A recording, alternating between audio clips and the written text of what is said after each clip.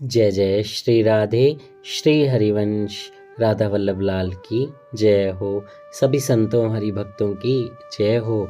पूज्य गुरुदेव महाराज की जय हो। श्री हरिवंश महाप्रभु की जय हो। श्रीमद् भागवत ग्रंथ की जय हो। भगवान श्री कृष्ण की जय हो। जय श्री राधे। बहुत बहुत स्वागत है आपका हमारे चैनल में, जहाँ पे हम श्रीमद् भागवत का श्रवण कर रहे हैं। बहुत ही दिव्य श्रवण चल रहा है, बहुत ही दिव्य ग्रंथ है।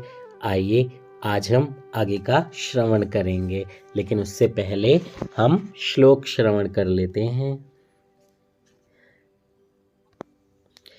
सच्चिदानंद रूपाय विश्वोत्पत्त्यादिहेतवे तापत्रे विनाशाय श्रीकृष्णाय वयं नुमः। जय श्री राधे, जय श्री राधे। बहुत प्यारा श्लोक है ये। आइए आज हम जो टॉपिक कवर करेंगे उस टॉपिक का शीर्षक है, वो टॉपिक है आनंद के धाम श्री शंकर जी का शुकदेव जी के रूप में अवतार। कल हमने पढ़ा था कि कैसे भगवान व्यास जी ने शंकर जी को मनाया कि वो अवतार लेकर आए उनके पुत्र के रूप में, और वो भागवत वो उनको सौंप दें। जय श्री राधे। आइए आज आगे का श्रवण करते हैं। ज्ञानी पुरुष माया का संग नहीं रखते हैं। ज्ञानी पुरुष माया से सदा असंग रहने का प्रयत्न करते हैं। अतः वैष्णव भक्त माया में भी ईश्वर का अनुभव करते हैं। श्री शुकदेव की जन्म की कथाएं दूसरे पुराण में भी हैं। श्री शुकदेव जी 16 वर्ष तक पर्यंत माता के पेट में रहे थे। माँ के पेट में 16 वर्ष तक परमात्मा का ध्यान किया। श्री व्यास जी ने पूछा, तुम बाहर क्यों नहीं आते हो? तो शुकदेव जी ने उत्तर दिया, मैं संसार के भय से बाहर नहीं आता हूँ, मुझे माया का भय लगता है। इस पर श्री द्वारिकानाथ ने आश्वासन दिया कि मेरी माया तुम्हें कभी नहीं लगेगी। तब शुकदेव जी माता के गर्भ से बाहर आए। श्री शुकदेव जी की ब्रह्मनिष्ठा, वैराग्य, अलौकिक प्रेम लक्षणा भक्ति देखकर व्यास जी भी श्री शुकदेव जी को मान देते हैं। जन्म होते श्री शुकदेव जी वन की ओर जाने लगे। अरणी देवी माता ने प्रार्थना की कि मेरा पुत्र निर्विकार ब्रह्म रूप है, यह मेरे यहाँ से दूर ना जाए, इसे रोको, इसे रोको। व्यास जी उसे समझाते हैं, जो हमें अति प्रिय लगता हो वही परमात्मा को अर्पण करना चाहिए, वह तो जगत का कल्याण करने जा रहा है। तत्पश्चात श्री व्यास जी भी विह्वल हो उठे। विचार करते हैं, अब यह तो जाता है, फिर कर आने वाला नहीं है। व्यास जी महाज्ञानी थे, फिर भी पुत्र के पीछे दौड़ पड़े। व्यास नारायण श्री शुकदेव जी को बुलाते हैं, हे पुत्र, हे पुत्र, वापिस लौटो, मुझे छोड़कर नहीं जाओ। मैं तुम्हें लग्न करने के लिए आग्रह नहीं करूँगा, तो भी श्री कृष्ण का ध्यान करते करते और सबका भान भूले हैं। भान भूली अवस्था में कौन किसका पिता, कौन किसकी माता, लौकिक संबंध का विस्मरण होता है, तभी ब्रह्म संबंध होता है। जब तक लौकिक संबंध का स्मरण रहता है, तब तक ईश्वर में आसक्ति होती ही नहीं है। सर्वव्यापक हो चुके श्री शुकदेव जी वृक्षों द्वारा उत्तर देते हैं, हे मुनिराज, आपको पुत्र के वियोग से दुख हो रहा है, परंतु हमको तो जो पत्थर भी मारते हैं उसे हम फल देते हैं। वृक्षों के पुत्र उनके फूल हैं, पत्थर मारने वाले को भी फल दे वही वैष्णव है। तो आप पुत्र वियोग से किस लिए रोते हैं? आपका बेटा तो जगत कल्याण करने चला है। व्यास जी अभी तक व्यग्र हैं। इस पर शुकदेव जी ने कहा, यह जीव तो अनेक बार पुत्र बना और अनेकों बार पिता बना है। वासनाओं से बंधा जीव अनेक बार पिता पुत्र स्त्री बनता है। अनेकों बार पूर्व जन्म के शत्रु भी घर में आ जाते हैं। अपनी वासनाओं के कारण दादा ही पौत्र बनकर आता है। वासना ही सदा पुनर्जन्म का कारण बनती है। पिताजी, मेरे और आपके अनेक जन्म हुए हैं, पूर्व जन्म याद नहीं रहते, यही अच्छा है। पिताजी, ना तो आप मेरे पिताजी हो और ना ही मैं आपका पुत्र। आपके और मेरे सच्चे पिता तो श्री नारायण हैं। बोलिए नारायण भगवान की जय। देखिए कितनी अच्छी बात है। सबके पिता, सच्चे पिता कौन है? श्री नारायण। क्योंकि ज़िंदगी वही पार लगाएंगे। कोई माता पिता आपकी ज़िंदगी पार नहीं लगा पाएगा, ना आप अपने बच्चों की लगा पाएंगे। लेकिन भगवान श्री कृष्ण के पीछे दौड़े तो, उनके सहारे रहे तो, उनकी सेवा में रहे तो वही आपकी जीवन की नैया पार लगाएंगे। जय श्री राधे। वास्तव में तो जीव का सच्चा संबंध ईश्वर के साथ ही है। पिताजी, मेरे पीछे ना पड़ो, आप श्री भगवान के पीछे पड़ो। आप अपना जीवन परमात्मा के लिए बनाइए। मुझे जो आनंद मिल रहा है वह आनंद मैं जगत को देने जाता हूँ।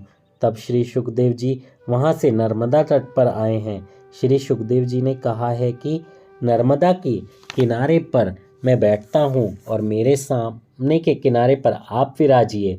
पिताजी, अब मेरा ध्यान छोड़ दो, मेरा ध्यान ना करो। दूर से चाहे आप मुझे देखते रहें, परंतु ध्यान तो परमात्मा का ही करें। जो परमात्मा के पीछे पड़ते हैं वही ज्ञानी हैं। पैसों के पीछे मत पड़ो, परंतु परमात्मा के पीछे पड़ो। भागवत की कथा सुनने के बाद आप भी परमात्मा के पीछे पड़ो, तभी कथा श्रवण सार्थक होगा। यह नर जो नारायण के पीछे पड़े तो कृतार्थ होता है। व्यास जी अपनी पत्नी को समझाते हैं कि यदि सुख तुम्हें अति प्रिय है तो इस अंतर्यामी को अर्पण करो। जो हमें अति प्रिय लगता हो वो प्रभु को दे दें, तो हम भी प्रभु को प्रिय लगेंगे। ऐसे सर्वभूत हृदय स्वरूप मेरे सद्गुरु श्री सुखदेव जी के चरणों में बारंबार वंदन करता हूँ। सूत जी ने श्री सुखदेव जी को प्रणाम करके इस कथा का आरंभ किया। एक बार नैमिषारण्य के क्षेत्र में शौनक जी ने सूत जी से कहा, आज तक कथाएं तो बहुत सुनी हैं, अब कथा सारतत्व सुनने की इच्छा है। हमें अब कथा नहीं सुननी है, सब कथाओं का सारभूत क्या है यह सुनना है। कथा सारम मम कर्ण रसायनम। ऐसी कथा सुनाइए कि हमारी भगवान श्री कृष्ण में भक्ति दृढ़ हो, हमें श्री कृष्ण की प्राप्ति हो। जैसे मक्खन सबका सार है, वैसे सबका सार श्री कृष्ण है। ठाकुर जी को मक्खन बहुत प्रिय है। लाला को मक्खन बहुत प्रिय है। लाला को मक्खन भाई रो, कुछ और ना काम आए रे। जय हो। मक्खन सबका सार है और परमात्मा सार भोगी हैं। आज तक बहुत ग्रंथ पढ़े हैं। जिसे परमात्मा को प्राप्त करना है, ऐसे साधक को आज्ञा है कि वह बहुत ग्रंथ ना पढ़े। अनेक ग्रंथ पढ़ने से बुद्धि में विक्षेप खड़ा हो जाता है। हमारे भगवान श्री बालकृष्ण सारभोगी हैं, अतः वैष्णव भक्त सारभोगी हैं। अतः सर्व कथाओं का सार तत्व सुनने की इच्छा हुई है। जीव प्रकृति के भोग छोड़े और श्री कृष्ण से मन जोड़े तो जीव भी शिव बन जाए। भागवत मक्खन है, जैसे शास्त्र दूध और दही हैं। सारे शास्त्रों में सार रूप यह श्री कृष्ण कथा है। शौनक जी कहते हैं कि ज्ञान और वैराग्य के साथ भक्ति बढ़े, ऐसी सारभूत कथा सुनाओ। ज्ञान बढ़े, भक्ति बढ़े, ऐसी भक्ति बढ़ाने के लिए यह कथा है। ज्ञान वैराग्य के साथ भक्ति बढ़ाने के लिए यह कथा है। कथा रोने के लिए होती है। महान भक्तों के, महान पुरुषों के चरित्र सुनकर हमें ज्ञान होता है कि ओह, हमने अपनी आत्मा के उद्धार्थ तो कुछ किया ही नहीं। कथा सुनने के बाद यदि अपने पापों के लिए पश्चाताप हो और प्रभु के प्रति अपने हृदय में प्रेम जगे, तभी कथा श्रवण सार्थक होता है। संसार के विषयों के प्रति यदि वैराग्य ना हो और प्रभु के प्रति प्रेम न जागे तो ऐसी कथा ही नहीं है। ब्रह्मा जी ने नारद जी से आज्ञा की है, बेटा कथा ऐसी कर जिससे लोगों को मेरे प्रभु के प्रति भक्ति जागे। कथा मनुष्य के जीवन को सुधारती है, जीवन का परिवर्तन करती है। कथा मनुष्य के जीवन में क्रांति करती है। कथा सुनकर भी यदि जीवन में कुछ परिवर्तन ना हो तो मानो आपने कथा सुनी ही नहीं है। शौनक मुनि ने इसलिए प्रार्थना करी कि मेरा ज्ञान बढ़े, मेरी भक्ति बढ़े, ऐसी कथा करें। अकेली भक्ति बढ़े ऐसा नहीं कहा है, भक्ति, ज्ञान और वैराग्य के साथ साथ बढ़े। हलवे में लौकिक दृष्टि से गेहूं की कीमत कुछ अधिक नहीं है, किंतु आटे के बिना हलवा नहीं बन सकता। तत्व की दृष्टि से विचार करें तो आटे की कीमत भी घी जितनी है। हलवा बनाने में घी, गुड़ और आटे की जरूरत एक सी है। इसी प्रकार ज्ञान, वैराग्य और भक्ति की जरूरत एक समान ही है। जीवन में इन तीनों की जरूरत है। 16 आने ज्ञान और वैराग्य आए तभी जीवन का जीव भाव जाता है। जिसमें ज्ञान, भक्ति और वैराग्य परिपूर्ण हो वही उत्तम वक्ता है। अनेक ऋषि मुनि वहाँ गंगा किनारे बैठे थे, परंतु कथा करने को कोई तैयार नहीं हुआ। तब भगवान ने श्री सुखदेव जी को प्रेरणा दी कि वहाँ जाओ। श्री सुखदेव जी में ज्ञान, भक्ति और वैराग्य परिपूर्ण है। भागवत शास्त्र प्रेम का शास्त्र है। प्रेम तो 5वां पुरुषार्थ है। श्री कृष्ण के प्रेम में देहभान भूले तो मानो प्रेम सिद्ध हुआ। जय हो। परमात्मा प्रेम को ही अपना स्वरूप मानते हैं। ज्ञान मार्ग में प्राप्त की प्राप्ति है। ज्ञान मार्ग में जो प्राप्त है उसी का अनुभव करना है। भक्ति मार्ग में भक्ति द्वारा भेद का विनाश करना है। भक्ति मार्ग में भेद का विनाश है। ज्ञान मार्ग में भेद का निषेध है। ज्ञान मार्ग में ज्ञान से भेद का निषेध करने में आया है। ज्ञान और भक्ति दोनों मार्ग का लक्ष्य एक ही है। सूत जी कहते हैं, आप सब ज्ञानी हैं, परंतु लोगों पर उपकार करने के लिए आप प्रश्न पूछते हैं, तो कृपया सावधान होकर कथा सुनिए। पूर्व जन्मों के पुण्य का उदय होता है, तभी इस पवित्र कथा के सुनने का योग मिलता है। जय श्री राधे। बहुत प्यारी बात। कलयुग के जीवों को कालरूपी सर्प से छुड़ाने के लिए श्री सुखदेव जी ने श्री भागवत की कथा कही है। जिस समय श्री सुखदेव जी परीक्षित राजा को यह कथा सुना रहे थे, उस समय अमृत लेकर स्वर्ग के देवतागण वहां आए। उन्होंने कहा, स्वर्ग का यह अमृत हम राजा को देते हैं, बदले में यह कथा अमृत हमें दे दीजिए। सुखदेव जी ने परीक्षित जी से पूछा, यह कथा अमृत पीना है या स्वर्ग का अमृत? तब परीक्षित जी ने सुखदेव जी से पूछा, स्वर्ग का अमृत पीने से क्या लाभ? श्री सुखदेव जी ने कहा, स्वर्ग का अमृत पीने से स्वर्ग के सुख मिलते हैं, परंतु स्वर्ग का अमृत दुख मिश्रित है। स्वर्ग का अमृत पीने से पुण्यों का क्षय होता है, परंतु पापों का क्षय नहीं होता है। कथा अमृत के पान से पापों का नाश होता है। कथा अमृत से भोग वासना का विनाश होता है। अतः स्वर्ग के अमृत से यह कथा अमृत श्रेष्ठ है। सनत कुमार ब्रह्मलोक में रहते थे। एक बार वे भी इस कथा का आनंद लेने भारत में आए। इससे लगता है कि ब्रह्मलोक में भी इस कथा के आनंद जैसा कोई आनंद नहीं है। तब परीक्षित राजा ने कहा, भगवान, मुझे यह स्वर्ग का अमृत नहीं पीना है, मैं तो इस कथा अमृत का ही पान करूंगा। 7 ही दिनों में ज्ञान और वैराग्य को जागृत करने वाली यह कथा है। ज्ञान और वैराग्य अपने अंदर ही हैं, परंतु वह सोए हुए हैं, उन्हें जागृत करना है।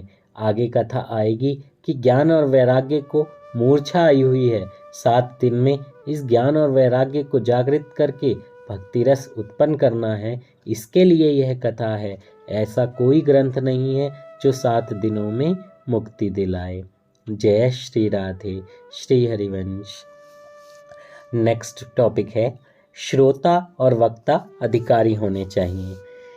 सूत जी कहते हैं कि 7 ही दिनों में परीक्षित जी को जिस कथा से मुक्ति मिली थी, वही कथा आपको सुनाता हूँ।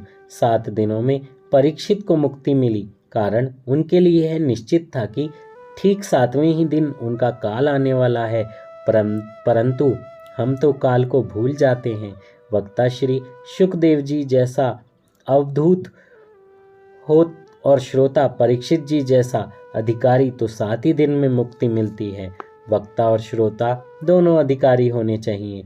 बिजली का प्रवाह और गोला दोनों ठीक होने चाहिए। वक्ता और श्रोता दोनों ही अधिकारी हों तभी यह कथा मुक्ति दिलाती है। कथा सुनी तो परीक्षित को लेने विमान आया और उनको सद्गति मिली। परीक्षित जी महाराज विमान में बैठकर श्री परमात्मा के धाम में गए। आजकल लोग कथा तो बहुत सुनते हैं, परंतु उनके लेने के लिए विमान क्यों नहीं आते? इसका कारण यह है कि वक्ता और श्रोता अधिकारी नहीं मिलते हैं। मनुष्य जब तक वासनाओं में फंसा है तब तक विमान कैसे आएगा? और यदि इससे पहले विमान आ भी जाए तो उस पर बैठेगा ही नहीं। कदाचित स्वर्ग से विमान लेने आ भी जाए तो भी मनुष्य की जाने की तैयारी कहाँ है? हम सब विकार और वासनाओं में बंधे हुए हैं। मनुष्य पत्नी, पुत्र, धन, घर आदि में फंसा है। जब तक यह आसक्ति छूटेगी नहीं, मुक्ति मिलेगी नहीं। जिसका मन परमात्मा के रंग में रंग गया है, उसके लिए तो वो जहाँ बैठा है वहीं मुक्ति है। ऐसों के लिए विमान आए भी तो क्या, और ना आए तो भी क्या। ईश्वर के साथ तन्मयता हो जाए, उसी से ही आनंद मिलता है। उससे बढ़कर आनंद तो वैकुंठ में भी नहीं है। भक्त तुकाराम को लेने विमान आया तो तुकाराम ने अपनी पत्नी से कहा कि इस जीवन में तो मैं तुम्हें कोई सुख न दे सका, परंतु परमात्मा ने हमारे लिए विमान भेजा है। चलो जल्दी, तुम्हें विमान में बिठाकर परमात्मा के धाम ले चलूं। आओ मेरे साथ चलो। परंतु पत्नी नहीं मानी। उसने कहा कि महाराज, आपको जाना है तो जाइए, मुझे जगत छोड़कर नहीं जाना है स्वर्ग में। और वह नहीं गई। संसार का मोह छोड़ना बहुत कठिन है। जब तक वासना अंकुशित ना हो तब तक शांति नहीं मिल सकती। कथा का एकाध सिद्धांत भी यदि दिल में उतर जाए तो जीवन मधुर बन जाता है। वासनाएं बढ़ती हैं, भोग बढ़ते हैं, इसी से संसार कटु बन जाता है। जब तक वासनाएं क्षीण ना हो जाएं तब तक मुक्ति नहीं मिल सकती। पूर्व जन्म का शरीर तो चला गया, परंतु पूर्व जन्म का मन अभी भी नहीं गया है। जय श्री राधे। कितनी प्यारी बात है। पिछले जन्मों की वासनाएं भी हम इस जन्मों में ले आते हैं और हमें पता भी नहीं चलता। लोग अपने तन की, कपड़ों की खूब चिंता करते हैं, परंतु मरने के बाद भी जो साथ आता है उस मन की चिंता नहीं रखते हैं। मरने के बाद जिसे साथ आना है उसी की फिक्र करो। धन, शरीर आदि की चिंता मत करो। मरने के बाद तो जो अंगूठी तुम्हारी उंगली में होगी वह भी लोग निकाल लेंगे। आचार विचार के बिना मन की शुद्धि नहीं होती है। जब तक मन की शुद्धि ना हो तब तक भक्ति नहीं हो सकती है। ज्ञान और वैराग्य को दृढ़ करने के लिए यह भागवत की कथा है। विवेक से जब तक संसार का अंत न लाए तब तक संसार का अंत आने वाला नहीं है। जीवन में संयम और सदाचार जब तक ना आए तब तक पुस्तकों से मिला ज्ञान किसी काम नहीं आएगा। केवल ज्ञान भी किस काम का। एक गृहस्थ के पुत्र का अवसान हुआ, गृहस्थ रोता है। उसके घर कोई ज्ञानी साधु आता है, उपदेश करता है। आत्मा अमर है, मरण शरीर का होता है, अतः तुम्हें पुत्र की मृत्यु का शोक करना अनुचित है। कुछ समय के बाद उस साधु की बकरी मर गई। वह रोने लगा। साधु को रोता देखकर उस गृहस्थ ने साधु से पूछा, महाराज, आप तो मुझे उपदेश देते थे कि किसी की मृत्यु पर शोक नहीं करते हैं, तो फिर आप किस लिए रुदन कर रहे हैं? साधु ने कहा कि बालक तुम्हारा था और बकरी तो मेरी थी, अतः रोता हूँ। ऐसा परोपदेशे पांडित्यम, किस काम का? ज्ञान का अनुभव करो। मुक्त होने के लिए ज्ञान का उपयोग है। कथा जीवन को सुधारती है और जीवन को पलट देती है।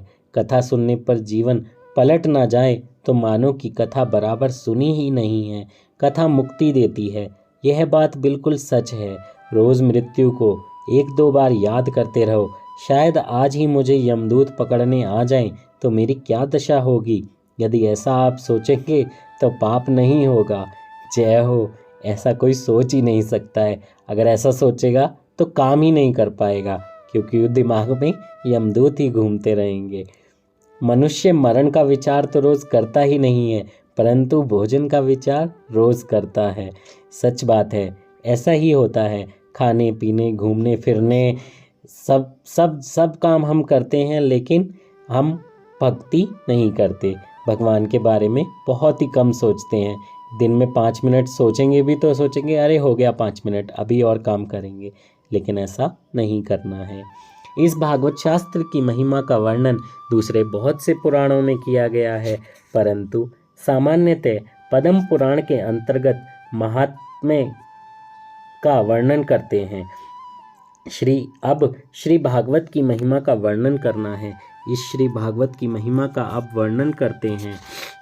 इस कथा का महात्म्य एक बार सनत कुमारों ने श्री नारद जी से कह सुनाया था।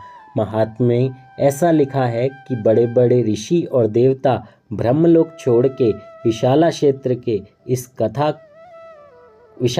में इस कथा को सुनने के लिए आए थे। इस कथा में जो आनंद मिलता है वह ब्रह्मानंद से भी श्रेष्ठ है। योगी तो केवल अपना ही उद्धार करता है, जबकि सत्संगी अपने साथ अपने संग में आए सभी का उद्धार करता है। बद्रिका आश्रम में सनत कुमार पधारे हैं।